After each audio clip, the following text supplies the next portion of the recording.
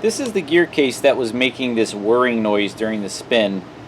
I'm going to open it up because I'm really curious to see what was actually making that noise. I ended up changing the transmission on that washer and now it sounds perfect, so I definitely know this is it.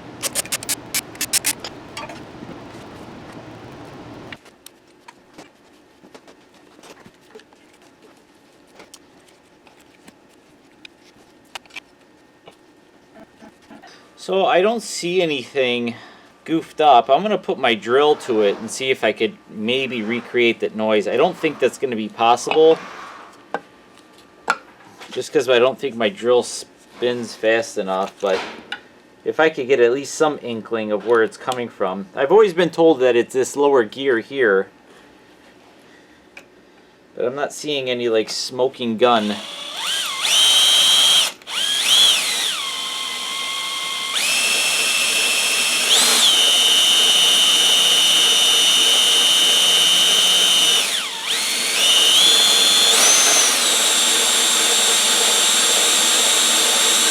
Yeah, that's the noise.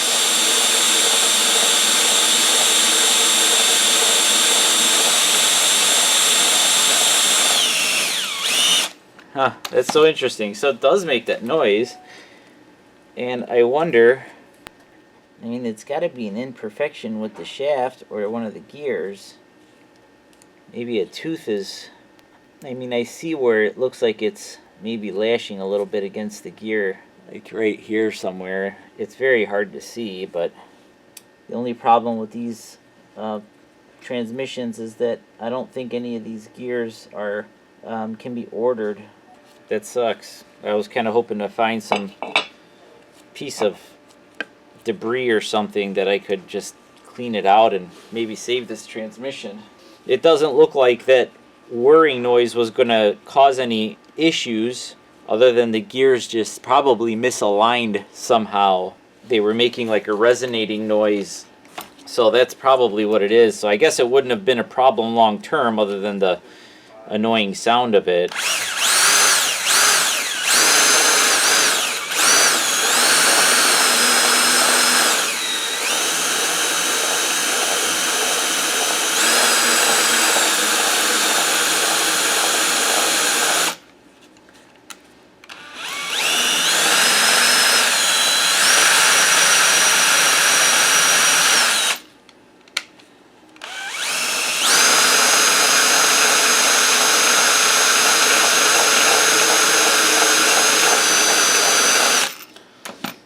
I wonder if I was able to put a bushing here, and I wonder if that would raise the gear just enough to get rid of that noise. I bet you that's probably has something to do with it, but I don't see anywhere. But I also don't, like, I'm not a machinist, so I don't really know what, perfect gears look like, so to speak. I mean, I would have thought that this would have been more of a machined finish, and this looks like it's just like the casting, and then it's rubbing up against the machined finish. I don't know. I wonder if I have like a thin enough washer that I could put here. I don't think I do. I guess it was no big deal. I mean, in the future I'm still going to end up changing the transmissions. The noise, it bothers me. I can't stand it. I really tried to like convince myself that it wasn't that big of a deal, but it is, and so I changed it. So this customer is going to be really happy with their washer. I'm kind of glad that it's finally finished. I tested it and it's working perfectly now. So what an interesting. This setup is definitely a pretty peculiar setup. It has this looks like this assembly down here is plastic. It looks like all this could come right out. So this is like a spin gear. This is like the agitation cam doodad. Oh yeah, it looks like there's a clip here that would pull this spring out. And there's also another clip at the bottom end. But it doesn't look like there's any need for that. Oh, I see what it does. So when it goes into spin, it raises this gear, or it raises this gear rather, and pushes it up so it hits that plastic spin gear, which is this. And then when it goes into agitate mode, it's a tight spring. Nope, there we go. It looks like it drops it back down. You know, honestly, I'm not very familiar with these direct drive transmissions. I usually only go as far as rebuilding the neutral kit. And I have taken these apart before, but I don't really see any, I don't know, I never really had any need to replace or rebuild these because they were just so plentiful. They are starting to get a little bit harder to come by. I'm going to do some laundry in that Kitchenaid now that it's all finished up. And okay, this is my redo load of the Kitchenaid washer. I couldn't bear the sound of that weird whirring noise when it was spinning, so I put a new transmission in. I actually didn't put a new transmission, I put a really old transmission. For those of you who fix appliances, you know that the older direct drive transmissions were far superior to the new ones. The new ones tend to go bad pretty quickly. I did put a neutral pack in it, so it is, you know, refreshed, but hopefully it'll be noise free. I'm going to wash my work pants again in this. So it's a pretty small load. This is only 5 pair. I'm going to do, I think it's going to like a 10-minute wash. I'm going to do it on the high wash, high spin. I'm going to do warm wash with warm rinse. I am going to pick the maximum water level, even though I probably shouldn't. This is more like a medium. Yeah, I'm going to go to large. I don't want to be wasteful. I'm going to put some powdered soap. So this is the soap I've been using. It's powdered Tide, and I really like it. It's awesome. It has a very pleasant smell. You only need to put like that much. Very little goes a long way with this machine, or with this soap. So I don't know, and it's not expensive either. This one does 68 loads, and I kind of figured it out. The 68 loads is if you use the bottom line of the measuring cup, or like a little bit over that or something like that. But it's, you know, pretty good yield for this, and this was not an expensive box of detergent. I feel like we went to like liquid detergent and people just kind of forgot that powder is pretty darn good. So anyways, it also leaves a nice little suds layer on the top there, which I thoroughly enjoy. Okay, here we go.